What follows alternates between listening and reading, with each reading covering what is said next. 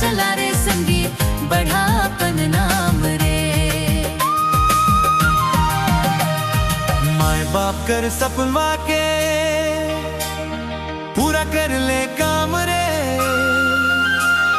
पढ़ लिख के दुनिया में तू कमा ले महान रे।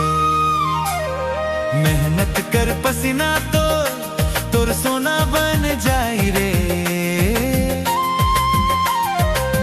नशा पानी छोड़ संगी बनी बिगड़ल काम रे। जवानी जिंदगी के तरह चला सलाम रे। हड़िया दारू नशा पानी से ना कर बदनाम रे। सुंदर सुंदर कर्म तरसा दिवाली दिया सारे। अच्छा राह चला रे संगी बढ़ापन नाम रे।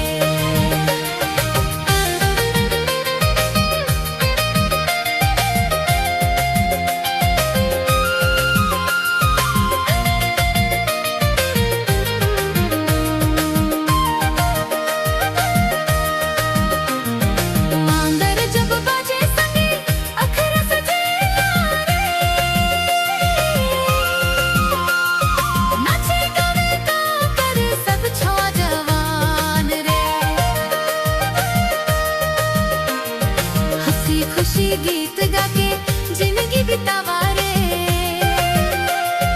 एह तो हमर माटी कर असली पहचान रे। जवानी जिंदगी की तरह चला सलाम रे।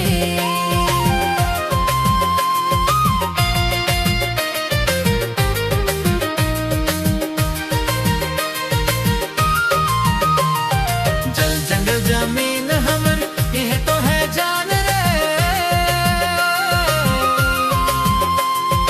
अपन संस्कृति पर कर राखा तू मान रे।